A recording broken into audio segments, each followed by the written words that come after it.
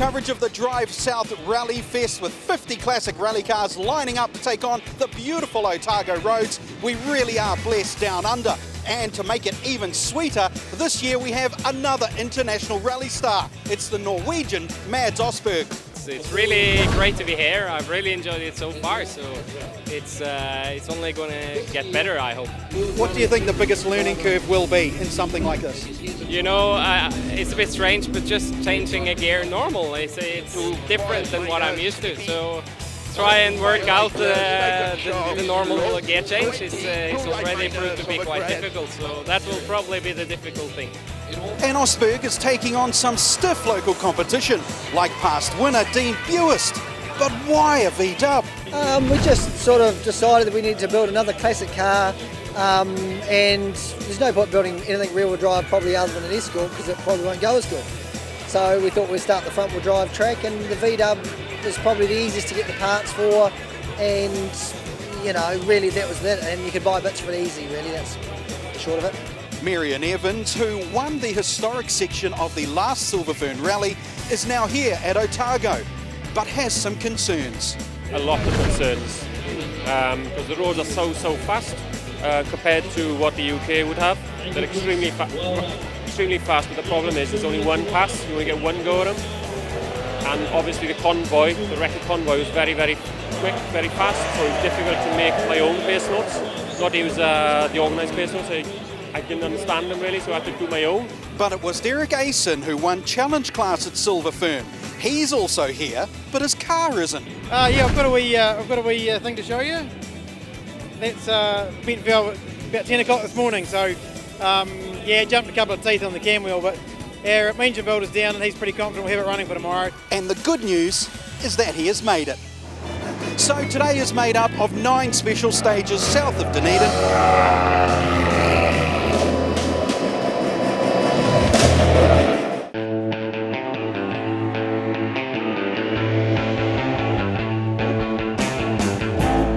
Motor racing is one of the most unforgiving sports.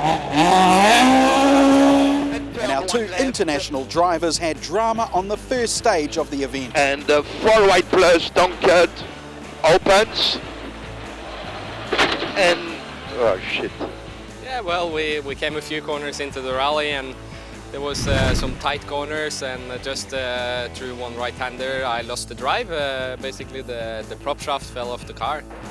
Just coming too strong into a hairpin left. It was very slippery, as I expected. Obviously, pace notes was an issue. Just difficult to make them on a one-pass recce and to be competitive, and I'm a competitive kind of person. I do what that book tells me to do. Derek Asen was also suffering with early issues. Yeah, just off the start line it just had no power. It was sort of coughing and sputtering a bit, so I think the ignition timing has altered or something has moved, so yeah, it was a bit of a shame. However, on the opposite side of fortune, Jeff Judd was enjoying his time on the stages. Good first stage, very careful in stage 2 because that was part of the Kerry Bush stage we'll do later, and I crashed the last 2 years in there, so, but the last stage felt really good. So I don't know how I went, but I'm just still going, so I'm happy. And Dean Buist may have been underestimating the capabilities of his V-dub. Oh, I think it's going better than we probably thought it could have, but it is good that it's going this good. Of course, the Aussies are here, and a couple of them are not totally confident that they can take any spoils. To be honest, I'm struggling, just lack of confidence this morning, so hopefully as the day goes on we progress and get better. Had a couple of minor issues in that first stage, just a throttle jam that gave me a bit of nervousness for the rest of that stage. But there is one Australian doing good. I'm happy going the way I'm going at the pace I'm going at. As long as we've got no mechanical problems, we'll just see. If you're there or thereabouts at the end, then that's great, that's what it's all about.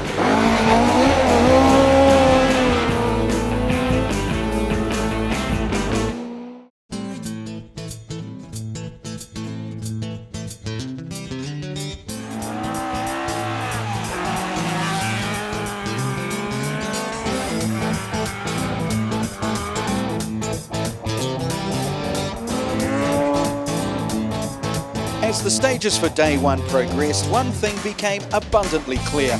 the rally was not going to be a walkover for anyone.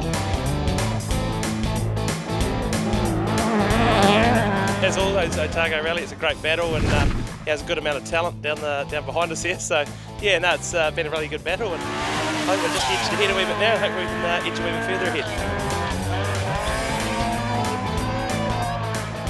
Yeah, it's he got a bit of time on that last 28k stage because it's quite cresting. He's obviously a bit keener in that than me probably, and but it's really good that it's so close and there's a bit of battle going on, you know.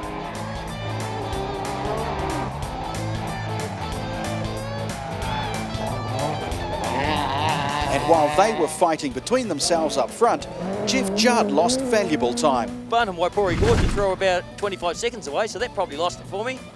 So anyway, it's still a long way to go, so we're still in the battle. Meanwhile, a calm approach from John Silcock has seen him move into third overall. Last year we just behaved ourselves and the result looked after itself really. So no, it's a good battle though. Bit slow out of the blocks this morning, wiry flat, but other than that we've actually been relatively close really. After a bad start this morning, Mads is finding his legs, and a stage win in the afternoon has put a smile back on his face. Yeah, I think we've had 2 stage wins actually, so it's quite okay. We are enjoying it for sure, and it's the last stage now was a lot more enjoyable than the previous ones. I'm just getting a little bit more into it, so yeah, I'm enjoying it. And now we're going on to the famous stage, so I'm sure they will kick my ass in this one, but I'll try and enjoy it. Highly doubt it. The commitment those boys run at is about the same commitment I've got with heading to the fridge. Clearly someone told Regan Ross there was a fridge at the end of the stage as he managed to pip Østberg by 0.3 of a second.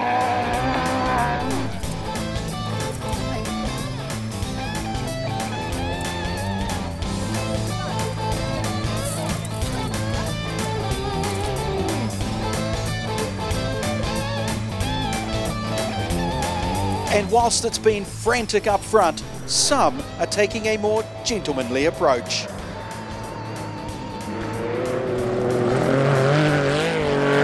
Loved the roads, very fast roads. Quite nice in the wee Porsche actually, so yeah, no, it's been good, it's been a great day.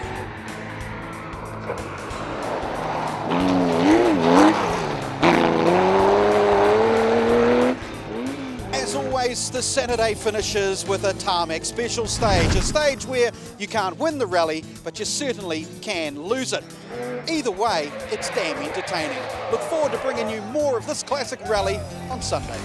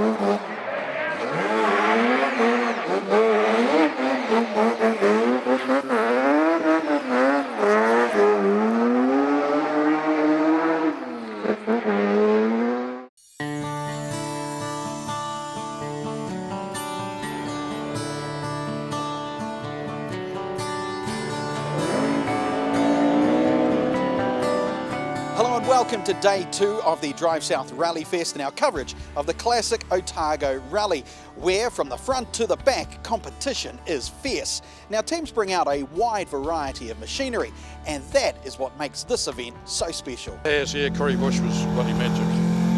It's the famous stage, isn't it? It is. It's all good. Plan of attack for Sunday's drives? Yeah, well, the brakes are good now, so yeah, we'll probably sort of try and go reasonably hard and get a couple of good times under our belt, and so here we go.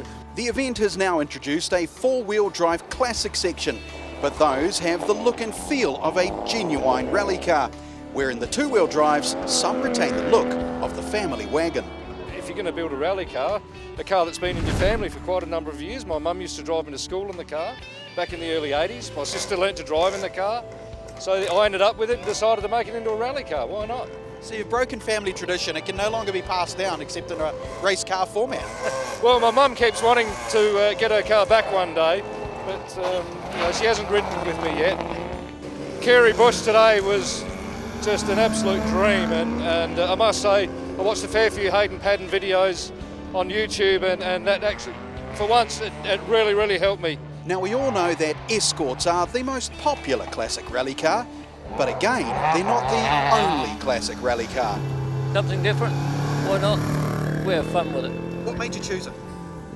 Originally, it was always a hankering to build a replica of the London to Sydney car, and finished up building it and using it. Was it a hard project?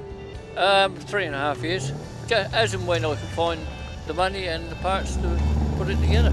We are having a fantastic time. We love the roads, we love the people, and it's definitely on our list to come back to again.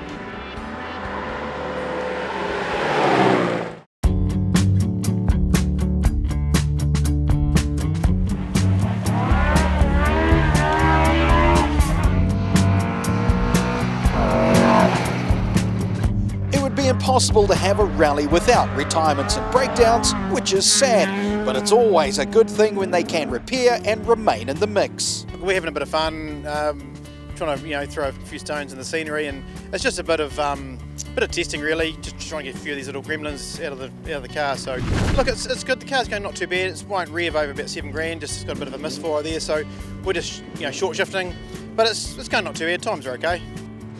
For Mads Østberg, our international star, it was the same issue as Saturday, bending another arm. And flat left over crest, 70, narrow 3 left minus, keeping shit. Again, not you. Fortunately, the local cocky had a Waratah and a welder. Yeah, BT, my chief mechanic, has just now faxed the papers to Paris to the FIA to get it homologated, and seems like everything passed through, and it's we are good to go. I'm not used to the old cars, so maybe I expect a little bit too much from them, and probably I am. So, but the guys are amazing. They will fix the car wherever I stop and just send me right back out there. And with the help of fellow Aussie Keith Callanan, whose engine was sitting on the floor in Dunedin, Stuart Reid has remained in the game as well. I'm looking after it, KC. Promise. Look, today's gone quite good. I was under strict instructions not to buzz the engine, so I haven't gone over the red light, KC. It's been under the limiter all day. So I was trying to go a little bit quicker on some of the tighter stuff, and on one of my notes I had care. I should have probably listened. So yeah, we sort of went over and had a look at this bank, had a look at the foliage that was there for a little while, and came back on the road and thought, better not do that again. Miles McElwain had electrical problems which theoretically put him out of contention in the 1600 class, but he's not going to let the others take spoils without a fight. Currently we're third and we're being beaten by a couple of startups, which is really good for them, but I don't think we're going to be able to make up 20 minutes on the second place getter. So if we keep our third place, I'll be quite satisfied with that.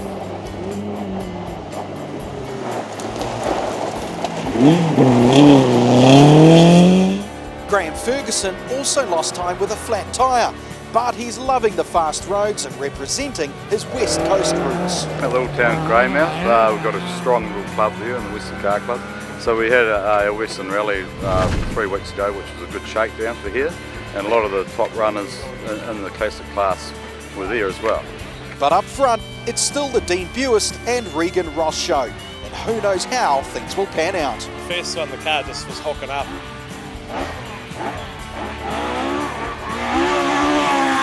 And it was, it's just basically felt so natural to fang it. So no, we just went hard and did a really good time. And we're driving off at the same pace as yesterday, and he's just got a bit more pace on us. I'd say there's a bit of traction today, and that's allowing him to get a bit more speed, and maybe he's, trying a bit harder, but who knows? Oh, you give Dean Buist a wheelbarrow and he'd go through the stage and still be top 10.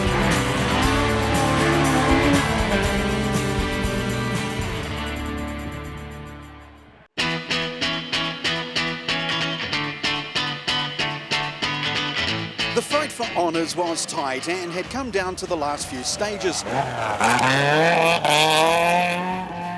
But in the end, Regan Ross had done enough to claim the overall spoils in the Otago Classic Rally.